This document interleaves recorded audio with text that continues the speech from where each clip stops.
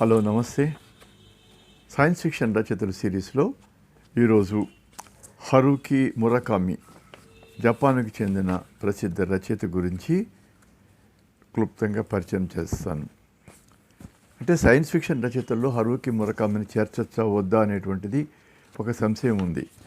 చాలామంది ఇతన్ని literary fiction, సాహిత్యపరమైనటువంటి రచయితగా పరిగణిస్తారు.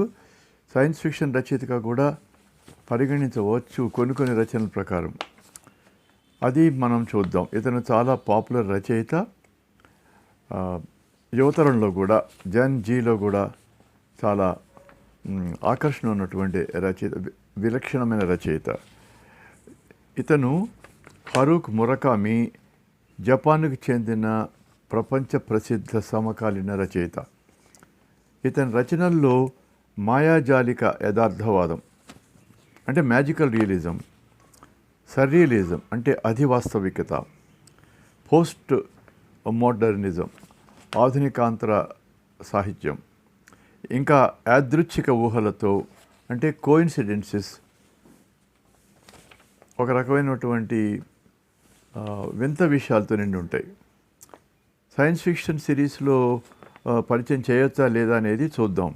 ఎందుకంటే పరిచయం చేయవచ్చు అనే నేను అనుకుంటున్నాను. ఎందుకంటే ఇతని కొన్ని రచనల్లో ప్యారలల్ వరల్డ్స్ అంటే సమాంతర ప్రపంచాలు, ఆల్టర్నేట్ రియాలిటీస్, సమాంతర వాస్తవికతలు, డిస్టోపియన్ ఎలిమెంట్స్, భవిష్యత్తులో సమాజం ఎలా వికృతంగా మారిపోతుందో అనేది డిస్టోపియా. అలాంటి డిస్టోపియన్ ఎలిమెంట్స్ ఉన్నాయి. మెటాఫిజికల్ జర్నీస్, వేదాంతపరమైనటువంటి ప్రయాణాలు, ఇలాంటి కొన్ని సైన్స్ ఫిక్షన్ అలాంటి లక్షణాలు ఉన్నాయి. అంటే ఉదాహరణ చెప్పాలంటే ఇతని పుస్తకాలు hard boiled wonderland and the end of the world, ఇది కాకుండా 1Q84 అనే నవల. సో వీటి వల్ల మనం ఇతన్ని సైన్స్ ఫిక్షన్ రచయితగా కూడా నిర్ణయించవచ్చు. సైన్స్ ఫిక్షన్ అంటే ప్రస్తుత సైన్స్ ఆధారంగా భవిష్యత్తులో జరిగే విషయాల గురించి, అది మన సమాజాన్ని, మన వ్యక్తి జీవితాలని, ఆలోచనని ఎలా ప్రభావితం చేస్తుందని చెప్పే సైన్స్ ఫిక్షన్. ఈ సైన్స్ ఫిక్షన్లో చాలా జానర్స్ ఉన్నాయి, అంటే ఉపశాఖలు ఉన్నాయి.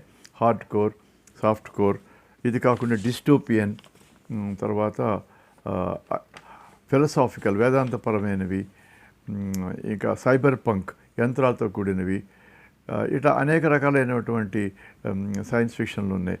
వీటిల్లో భవిష్యత్తులో క్వాంటమ్ థియరీ ప్రకారం, క్వాంటమ్ మెకానిక్స్ ప్రకారం సమాంతర విశ్వాలు రావచ్చు అని అంటున్నారు.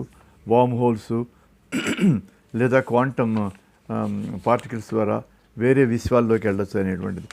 ఆ ప్రకారంగా చూస్తే ఇతనిది సైన్స్ ఫిక్షన్ అని అనుకోవచ్చు. అది చూద్దాం. ఇతని జీవిత చరిత్ర చెప్తాను. ఇతని జననం 12 జనవరి 1949. హరుకి మురకామి క్యోటో, జపాన్లో జన్మించాడు. తండ్రి తల్లి ఇద్దరూ జాపనీస్ సాహిత్యం బోధించేవారు. బాల్యం కోబ్లో గడిపాడు. పశ్చిమ సాహిత్యం అంటే western literature, Raymond Chandler, Franz Kafka, Fitzgerald Scott మొదలైన రచయితల పట్ల చాలా ఆకర్షణ కలిగి ఉండేవాడు. ఇతని చదువు టోక్యోలోని వసేడా యూనివర్సిటీలో గ్రీక్ డ్రామా చదివాడు. అక్కడే భవిష్యత్ భార్య యోకో తకహుషిని కలిశాడు. 1971లో వివాహం జరిగింది. యూనివర్సిటీ తర్వాత ఒక కఫే నడిపాడు, జార్జ్ కఫే, 7 సంవత్సరాలు. 1978లో ఒక బేస్బాల్ మ్యాచ్ చూస్తుండగా రచయిత అవ్వాలనే ఎపిఫనీ వచ్చింది. అదే రాత్రి రాయటం మొదలుపెట్టాడు. మొదటి నవల హియర్ ది విండ్ సింగ్ 1979. దీనికి ప్రైజ్ గుంజు ప్రైజ్ అట, అది వచ్చింది. తర్వాత అతను పూర్తి సమయం ఫుల్ టైం రచయితగా మారాడు. ప్రస్తుతం ఈయన టోక్యో సమీపంలో నివసిస్తున్నాడు. ఇతని రచనలని 50 భాషల్లో అనువదించబడ్డాయి. ప్రపంచవ్యాప్తంగా ఇతని పుస్తకాలు, మురకామి అంటే ఆవేశంగా, ఆశ్చర్యంగా, ఆరాధనగా చదివేవాళ్ళు చాలామందరు. ఇవి ప్రపంచవ్యాప్తంగా బెస్ట్ సెల్లర్లు. ఇతని ప్రధాన రచనలు ఏంటో చూద్దాం. Trilogy of the rat, hear the wind song, pinball 1973, 1973, A Wild Sheep Chase, ఇంకా దీనికి sequel dance dance dance. Norwegian wood 1987. ఇది అత్యంత ప్రజాదరణ పొందినది. యువకుల ప్రేమ, నష్టం, ఒంటరితనం గురించి డీల్ చేస్తుంది. నార్వీజియన్ వుడ్ అంటే ఇది ఒక బీటిల్స్ రాసినటువంటి పాట. ఆ పాట ప్రస్తావన దీంట్లో ఉంటుంది. ఇది యువకులకి అత్యంత ప్రజాదరణ పొందింది. Hard boiled wonderland and the end of the world. ఇది ఎస్ఎఫ్ లాంటి dual narrative. Parallel worlds, parallel కాన్షియస్నెస్లో ఉంటాయి. The wind up bird chronicle 1994-95. యుద్ధం, హింస, మాయాజాలం. Kafka on the shore. దీంట్లో 2 సమాంతర వాస్తవికతలో కథ నడుస్తుంది. ఒక చిన్నపిల్లవాడు, ఒక ముసలివాడు వాడు కథల్లో ఉంటారు. ప్యారలల్ రియాలిటీస్ అన్నమాట. టాకింగ్ క్యాట్స్, మాట్లాడే పిల్లులు ఉంటాయి. యూడిపల్ థీమ్స్, ఇన్సెస్చుయస్ అని కూడా అనొచ్చు. మదరు సిస్టర్ అంటే ప్రేమ ఉంటాయి. ఇలాంటి థీమ్స్ ఉన్నాయి ఈ కాఫ్కా ఆన్ ది షోర్లో. ఇది కూడా చాలా ఫేమస్. 1Q84 ఆర్వెల్ చెందిన 1984 సూచన. ఇది సమాంతర వాస్తవికత, ఆల్టర్నేట్ రియాలిటీ. ఒక మతపరమైనటువంటి కల్ట్ సంస్థల గురించి ఉంటుంది. అసాసినేషన్, హత్యలు చేయటం, ఇలాంటి థీమ్స్ ఉంటాయి దీంట్లో. Alternate reality, religious cults, assassins. ఈ సందర్భంలో మీకు జపాన్లో ఒకసారి ఒక కల్ట్లో ఉండేది. దాంట్లో అండర్ గ్రౌండ్ స్టేషన్లో ఒక దాడి జరిగి చంపుతారు. సో ఆ కల్ట్ ఇన్ఫ్లుయెన్స్తో ఇది రాశారు అని అంటారు. ఇంకా ఇతరమైన రచనలు Sputnik sweetheart, after dark, colourless Tsukuru Tazaki and his years of pilgrimage, killing Commendatore, the city and its uncertain walls. Short స్టోరీలు అంటే కథలు, men without women, first person singular మొదలైనవి. నాన్ ఫిక్షన్ అనువాదాలు ఇంగ్లీష్ నుంచి జపానుడు కూడా చేశాడు.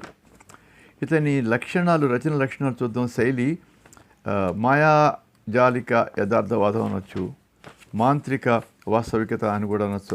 అదే పేరు మనం మ్యాజికల్ రియలిజం తెలుగులో అంటాం.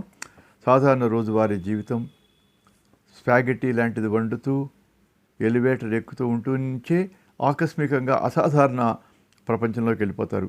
ప్యారలల్ యూనివర్స్, మాట్లాడే జంతువులు, ఒక మిస్టీరియస్ వెల్స్, తెలియని బావులు, షీప్ మెన్, గొర్రెలు లాంటి మనుషులు, ఇలాంటివి మారిపోతారు. అది సహజంగా అనిపించేలా రాస్తాడు. ఇతని థీమ్స్ అంటే ఇతివృత్తాలు: ఒంటరితనం, ఎలినేషన్, గుర్తింపు, ఐడెంటిటీ క్రైసిస్, జ్ఞాపకాలు, మెమరీస్, నష్టం, లాస్, ప్రేమ, సెక్స్, సంగీతం. జార్జ్ క్లాసికల్ మ్యూజిక్ కూడా ఇతని రచనలో ఉంటుంది. పాప్ కల్చర్ రిఫరెన్సెస్ ఉంటాయి. పాత్రలు తరచూ మెటాఫిజికల్ జర్నీస్ చేస్తూ తమ లోపలి ప్రపంచాన్ని అన్వేషిస్తారు. ఇతని శైలి సరళమైన, స్పష్టమైన భాష, అంటే లిటరరీ జపనీస్ భాషకి భిన్నంగా ఉంటుంది. మొదట ఇంగ్లీష్లో ఆలోచించే జపనీలకు అనువదించేవాడు. Internal monologue, surreal images, humour, అంతర్యపరమైన లోతు, అంతర్గతంగా ఉండే స్వాగతం అన్నమాట. అలాగే అధివాస్తవిక దృశ్యాలు, హాస్యము, చాలా ఆంతరంగికమైనటువంటి లోతు ఉంటుంది. సైన్స్ ఫిక్షన్ లింకు ఎలా చెప్తామంటే కొన్ని రచనలో డిస్టోపియన్ ఎలిమెంట్స్, కాన్షియస్నెస్ ఫ్లిట్టింగ్, అంతరాత్మ 2 రకాలుగా ఉండటం, ఆల్టర్నేట్ రియాలిటీస్ ఉంటాయి. కానీ ఇది pure hard core science fiction కాదు. ఎందుకంటే ఇది అతను సైన్స్ ఫిక్షన్ గురించి మన క్వాంటమ్ అని కానీ, వర్మ్ హోల్స్ అని కానీ, ఇంకే రకంగా కానీ ఎక్స్ప్లెయిన్ చేయడు. కేవలం మామూలు కథలాగా ఉంటుంది కానీ ఆల్టర్నేట్ రియాలిటీస్ ఉంటాయి. సో ఆ రకమైన సైన్స్ ఫిక్షన్ అనమాట. మురకామి రచనలు పాఠకులను సాధారణ స్థితి నుంచి అసాధారణ వైపు తీసుకువెళ్తాయి. Dystopian elements, consciousness splitting, alternate realities వల్ల దీన్ని ఒక రకమైనటువంటి సైన్స్ ఫిక్షన్గా మనం చెప్పచ్చు. ఈ సైన్స్ ఫిక్షన్గా భావించబడే 1Q84 క్లుప్తంగా కథ చెప్తాను. ఇది నవల 1984 సంవత్సరంలో టోక్యోలో జరుగుతుంది. ఇది సాధారణ 1984 కాదు, ఇది 1Q84 అని పిలువబడే ఒక ప్రత్యామ్నాయ సమాంతర ప్రపంచం, ప్యారలల్ వరల్డ్. దీంట్లో ప్రధాన పాత్రలు ఆవో మామే అనే ఒక ఆమె స్త్రీ పాత్ర. ఈమె ఫిట్నెస్ ట్రైనర్గా పనిచేస్తుంటుంది. కానీ రహస్యంగా ఈమె ఒక హంతకురాలు, రహస్యంగా ఒక ప్రత్యేక రకం హత్యలు చేసే మహిళ. ఒకరోజు ట్రాఫిక్ జామ్లో కారులో వెళ్ళి ఒక రహస్య మెట్ల వల్లే అండర్ గ్రౌండ్ మెట్ల నుంచి దిగి ఆమె సాధారణ ప్రపంచం నుంచి విచిత్రమైన 1Q84లోకి ప్రవేశిస్తుంది. ఈమె ఒక పాత్ర. అయితే టెంగో అనేది ఒక మగ పాత్ర. టెంగో అనే ఈయన గణితం టీచరు, ఇంకా ఆప్టిమిస్టిక్ రైటర్. ఇతనికి ఒక పబ్లిషర్ ఉంటాడు. ఆ పబ్లిషర్కి ఒక యువతి ఫుకా ఎరి అనే రాసిన ఫ్యాంటసీ కథ ఎయిర్ క్రైసాలిస్ అతని దగ్గర ఉంటుంది. అది మార్చి రాయమని పబ్లిషరు అతనికి చెప్తాడు. చాలా డబ్బులు వస్తాయి నీకు, ఇది చాలా గొప్ప కథ అవుతుందని. సో ఈ ఎయిర్ క్రైసాలిస్ అనే కథని మార్చి రాయడానికి ఇతను ప్రయత్నిస్తూ ఉంటాడు. ఈ ఫుకా ఎరి అనే రాసిన కథ ఆ పబ్లిషర్ చాలా ఆఫర్ చేయటం వల్ల ఈ రెండు పాత్రల కథలు ప్రత్యామ్నాయ అధ్యాయాలు సాగుతాయి. ఈ 1Q84లో 2 చంద్రులు ఉంటాయి. దాన్ని బట్టే మనం అది ఆల్టర్నేట్ ప్రపంచం అనుకోవచ్చు. రహస్యమైన మత సంస్థ ఉంటుంది, సాకిగాకే కల్ట్ అని. లిటిల్ పీపుల్ అనే అతీంద్రియ శక్తులు, విచిత్రమైన సంఘటనలు, కథించిన ప్రేమ, గుర్తింపు, విధి వంటి అంశాలు కథను నడిపిస్తాయి. అవోమామే మరియు టెంగో బాల్యంలో ఒక్కసారి కలిసి 20 సంవత్సరాల తర్వాత ఈ విచిత్ర ప్రపంచంలో ఒకరినొకరు వెతుక్కుంటూ గతం, వర్తమానం, భవిష్యత్తుల మధ్య ముడిపడతారు. ఇది ప్రేమ, ఒంటరితనం, కోయిన్సిడెన్స్, యాదృచ్ఛికం, ఇంకా వాస్తవికత గురించిన దీర్ఘమైన అధివాస్తవిక మాంత్రిక మాయాజాలిక నవల అని చెప్పవచ్చు. మురకామి శైలిలో సంగీతం, ఆహారం గురించి, లైంగికత, ఫిలాసఫీ అంటే వేదాంతం అన్నీ కలిసి ఉంటాయి. సైన్స్ ఫిక్షన్ సిరీస్కి ఇది కొంతవరకు సరిపోతుందని నేను అనుకుంటున్నాను. ఎందుకంటే దీంట్లో సమాంతర వాస్తవికత, ఆల్టర్నేటివ్ రియాలిటీ, మల్టీవర్స్, అనేక రకాలైన ప్రపంచాలు లాంటి ఎలిమెంట్స్ ఉన్నాయి. పూర్తిగా చదవాలనిపిస్తే చదవండి. 3 భాగాలుగా ఉండేది ట్రయాలజీ, చాలా పెద్ద నవల. ఇది 1Q84. 1Q84లో మల్టీవర్స్ థీమ్ మురాకీమి రచనలో చాలా ముఖ్యమైనది. కానీ ఫిలసాఫికల్, మెటాఫిజికల్, సైకలాజికల్గా లోతుగా ఉంటుంది. 1984 సంవత్సరంలో టోక్యోలో ఈ కథ సాగుతుంది. అవోమామే అనే ఆమెమో స్త్రీ పాత్ర, టెంగో ఏమో పురుష పాత్ర. ఈ 2 ప్రపంచాలు ఒకటే కానీ కొద్దిగా మారినవి. ఇది క్లాసిక్ మల్టీవర్స్ లాగా వేర్వేరు యూనివర్స్లు కాకుండా ఒకే యూనివర్స్ యొక్క 2 వెర్షన్ లాగా చూపిస్తాడు మురాకామి. మల్టీవర్స్ని సూచించే లక్షణాలు ఏంటంటే 2 చంద్రులు ఉంటాయి ఈ కొత్త ప్రపంచంలో. ఆ మెట్లు దిగి వెళ్ళిపోయినప్పుడు అదే ప్రపంచంలోకి టెంగో కూడా వస్తాడు, అతని కథ రాస్తూ ఉంటాడు. సాధారణ ప్రపంచంలో ఒక చంద్రుడు ఉంటే 1Q84లో ఒక పెద్ద చంద్రుడు, ఒక చిన్న పచ్చటి మాస్ కలర్ చంద్రుడు కనిపిస్తాయి. ఈ 2 రియాలిటీల మధ్య తేడాను సూచించే స్పష్టమైన సంకేతం. 2 చంద్రులు చూసేవారు మాత్రమే ఈ మార్పును గమనిస్తారు. చిన్న మార్పులు, పోలీస్ యూనిఫారం, ఆయుధాలు, చారిత్రక సంఘటనలో సూక్ష్మమైన తేడాలు ఉంటాయి. ప్రపంచం దాదాపు ఒకటే కానీ ఎక్కడో ఏదో తప్పు ఉంది అని అనిపించేలా ఉంటుంది. ఎయిర్ క్రైసాలిస్ ఇంకా లిటిల్ పీపుల్, ఫుకా ఎరి రాసిన కథలో వచ్చే లిటిల్ పీపుల్ అనే అతీంద్రియ జీవులు ఈ ప్రపంచాన్ని ప్రభావితం చేస్తాయి. వారి రియాలిటీని మరచటం, మానవుల జీవితాల్లో జోక్యం చేసుకోవడం ద్వారా 2 రియాలిటీల మధ్య వారధిగా పనిచేస్తారు. ఎయిర్ క్రైసాలిస్ అంటే గాలిగూడు ద్వారా రియాలిటీ ఇంకా ఊహలతో కలుస్తుంది. ఈ ఫిలసాఫికల్ లేయర్, ఈ అంశం యొక్క లోతు ఏంటంటే మురకామి ప్రశ్నిస్తున్నాడు, నిజమైన ప్రపంచం ఏది? ఒకసారి మారిన తర్వాత తిరిగి సాధారణ ప్రపంచానికి వెళ్ళటం సాధ్యమా, లేదా 2 ఒకటేనా? ఫేట్ వర్సెస్ ఫ్రీ విల్, విధి తర్వాత మన ఇచ్ఛాశక్తి. అవోమామే, టెంగోలు ఈ ప్రపంచంలో తమ గత ప్రేమను, జీవితాన్ని తిరిగి కనెక్ట్ చేసుకోవడం ద్వారా 2 వాస్తవికతలు, రియాలిటీస్లో ఒకదాన్నొకటి ప్రభావితం చేస్తానని చూపిస్తాడు. ఇతని స్టోరీ టెల్లింగ్, కథ చెప్పే యొక్క శక్తి టెంగో రాసిన మార్చాడు చూసారా, ఎయిర్ క్రైసాలిస్ కథ మారుస్తాడు కదా, అది రియాలిటీలోకి వస్తుంది. ఇది కథలు రియాలిటీని సృష్టిస్తాయి అనే మెటాథీమ్ ఒక గొప్ప అంశాన్ని తీసుకొస్తుంది. ఒంటరితనం ఇంకా కనెక్షన్, మల్టీవర్స్ థీమ్ ద్వారా మురకామి చెప్పినది మనం ఒక్కటిగా ఉన్న మన మనసులో ఎన్నో ప్రపంచాలు ఉంటాయి, ప్రేమ ద్వారా వాటిని ఏకం చేయవచ్చు.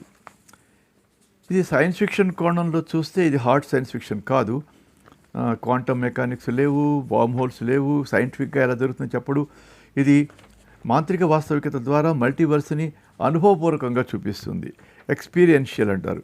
పాఠకుడు కూడా అవామోమే అనే ఈ స్త్రీ పాత్ర ద్వారా ఏ ప్రపంచంలో ఉన్నాను అని ఆలోచించేలా చేస్తుంది. మురకామి స్టైల్లో ఈ థీమ్ చాలా స్లో, మెల్లగా, సూక్ష్మంగా, ఎమోషనల్గా అన్ఫోల్డ్ అవుతుంది. ఇది ఆర్వెల్ యొక్క 1984తో కూడా కనెక్ట్ అవుతుంది. అంటే ఆర్వెల్ 1984లో భవిష్యత్తులో రియాలిటీని బిగ్ బ్రదర్ ఎలా నియంత్రిస్తాడో చూపిస్తాడు. ఇది అక్కడ కూడా కనెక్ట్ అవుతుంది. ఎలా మనం మురకామిని సైన్స్ ఫిక్షన్గా గుర్తించటం అంటే 2 వాదాలు ఉన్నాయి. అతను సైన్స్ ఫిక్షన్ రచయితగా గుర్తించడం సరికాదు. అతను లిటరీ ఫిక్షన్, మాయాజాలిక యథార్థవాదం, మ్యాజికల్ రియలిజం రచయిత. అయితే కొన్ని నవల్లో speculative elements, parallel worlds, alternative realities, consciousness, time, identity బలంగా ఉంటాయి. కాబట్టి సైన్స్ ఫిక్షన్ సిరీస్లోనే లిటరరీ సర్రియల్ సైన్స్ ఫిక్షన్ లేదా మెటాఫిజికల్ సైన్స్ ఫిక్షన్ కేటగిరీలో చేర్చవచ్చు. హార్డ్ సైన్స్ ఫిక్షన్ రచయిత కానే కాదు. 1Q84 తర్వాత ఇతర SF లాంటి రచనలు కొన్ని ఉన్నాయి, చెప్తాను. Hard boiled wonderland and the end of the world 1985. ఇది అతని అత్యంత SF లాంటి నవల. డ్యూయల్ నెరేటివ్స్ ఉన్నది. ఒకవైపు hi-tech dystopia, consciousness splitting, data encryption, brain experiments, మరోవైపు surreal fantasy world, talking animals, walled town, mind as a physical space. Kafka on the shore 2002లో వచ్చిన ఈ నవలలో సమాంతర కథా వర్ణనలు, మాట్లాడే పిల్లులు, ఆకాశం నుంచి వర్షంలా కురిసే చేపలు, ఇలాంటివన్నీ ఉంటాయి. దీంట్లో కూడా ఆల్టర్నేటివ్ నెరేటివ్స్ ఉంటాయి. ఒక చిన్నపిల్లవాడు, ఒక ఓల్డ్ మ్యాన్ కూడా. ఇది ఒక మెటాఫిజికల్ సైన్స్ ఫిక్షన్లా ఉంటుంది. ఫేట్ వర్సెస్ ఫ్రీ విల్, విధి ఇచ్ఛాశక్తి మధ్య ఎలా సంఘర్షణ జరుగుతూ ఉంటుంది. The wind up bird chronicle 1994-95. యుద్ధం, హింస, సైకిక్ జర్నీలు, బాటమ్ ఆఫ్ ఏ వెల్ అంటే మెటాఫిజికల్ డిసెంట్, వేదాంతపరమైన విధంగా ఒక బావిలో దిగటం లాంటివి, ఆల్టర్నేటివ్ రియాలిటీస్ లాంటి ఫీలింగ్ వస్తుంది. Sputnik sweetheart 1999. Cloning, body swapping, parallel existence లాంటి ఎలిమెంట్స్ ఉంటాయి, చాలా సబ్టల్గా ఉంటాయి. ఆఫ్టర్ డార్క్ 2004లో రాత్రి సమయంలో జరిగే surreal events, parallel time, parallel worlds. Killing Commendatore 2017లో metaphysical beings, alternate dimensions, painting as a portal, ఒక పెయింటింగ్ ద్వారా వేరే పోర్టల్లో, వేరే విశ్వంలోకి వెళ్ళటం. The city and its uncertain walls 2023 రీసెంట్గా వచ్చింది. హార్డ్ బాయిల్డ్ వండర్లాండ్కి సంబంధించిన థీమ్స్, వాల్డ్ టౌన్, గోడ కట్టిన పట్టణం, కాన్షియస్నెస్, అంతరాత్మ. షార్ట్ స్టోరీలు, the elephant vanishes, blind willow, sleeping women. ఈ సేకరణలో కొన్ని కథల్లో సర్రియల్ ఎలిమెంట్స్ ఉన్నాయి. మురకామిని మనము సైన్స్ ఫిక్షన్ రచయితగా చూసినా చూడకపోయినా చేర్చవచ్చు. అంటే సర్రియల్ ఫిక్షన్, సర్రియల్ వర్ణనలు, మ్యాజికల్ రియలిజము, స్పెక్యులేటివ్ ఫిక్షన్ కేటగిరీలో చేర్చవచ్చు. కాదు అంటే ఇది అసలు సైన్సే లేదు దీంట్లో అంటే సాంప్రదాయిక ట్రెడిషనల్ హార్డ్ సాఫ్ట్ SF కానే కాదు. కానీ అతని బలం ఏంటంటే సైన్స్ ఫిక్షన్ ఎలిమెంట్స్ని మానవ భావోద్వేగాలు, మానవుడి ఒంటరితనం, ప్రేమ, ఐడెంటిటీ క్రైసిస్తో మిళితం చేయటం.